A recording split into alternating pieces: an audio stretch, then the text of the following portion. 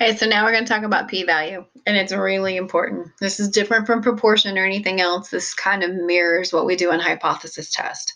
So we've written our hypothesis, we've run our data, we've found our correct test to run as well, but then we're given a test statistic and a p-value. For this class, as important as the test statistic is, we're also going to talk about that p-value. That p-value to me is everything. So let's look at it.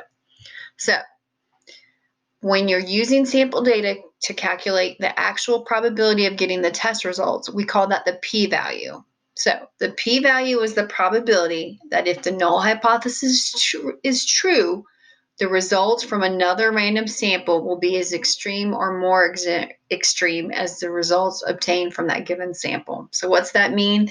That means that I could redo, if I run this test again on another sample, I think I will get the same results.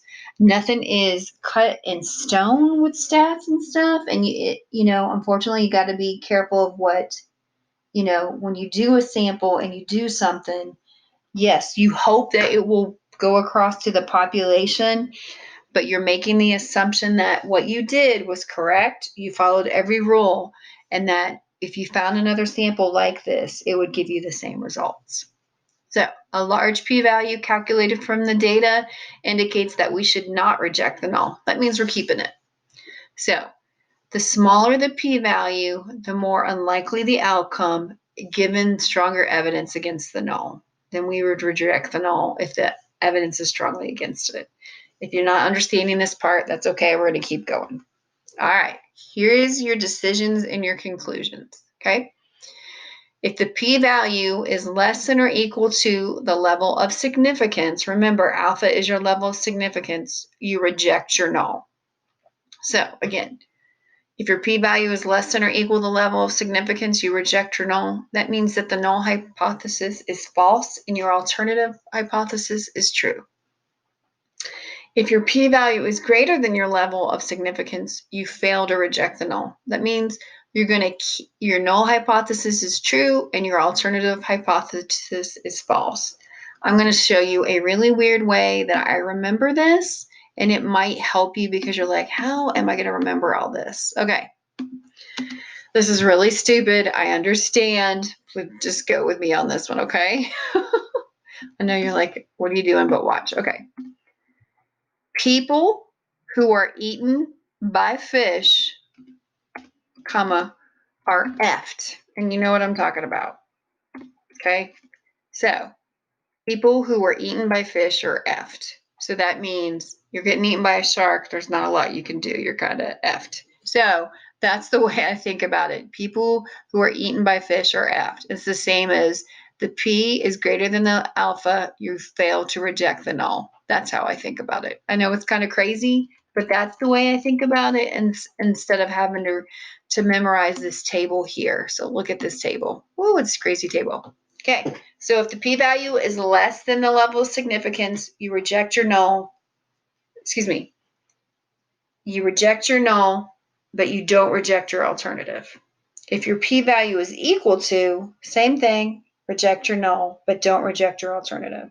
If the p-value is greater than the level of significance, you don't reject your null, but you reject the alternative. Okay, so let's think about the meaning of the p-value.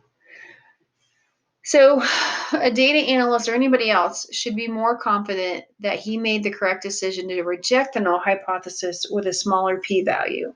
So again, that 0.001 is a lot smaller than that 0.04 if I'm using a 0.05 for my level of significance or for the alpha. Similarly, 0.4 opposed to a p-value of 0.056, if the alpha is 0.05 less than that number, I would be more confident that I've made the correct decision and not rejecting the null. So think about it this way.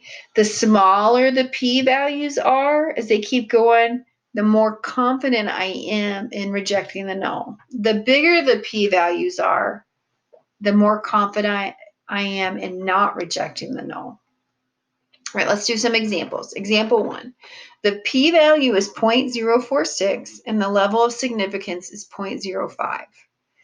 I added extra zeros to make them look easier because see, If I have the 3 decimal places here, it's easier to compare. So since 0.046 is less than or equal to 0.050, I reject the null, which means the null is false and the alternative is true. Let's do example 2. The p-value is 0.20 and the level of significance is 0.10. Since 0.20 is greater than 0.10, I fail to reject the null, which means the null is true and the alternative is false. Right? Last 2 examples. The p-value is 0.10 and the levels of significance is 0.10. All right, since 0.10 equals 0.10, I reject the null, which means the null is false and the alternative is true. So example 4, the p-value is 0.45 and the level of significance is 0.10. Since 0.45 is greater than 0.10, I fail to reject the null, which means the null is true and the alternative is false.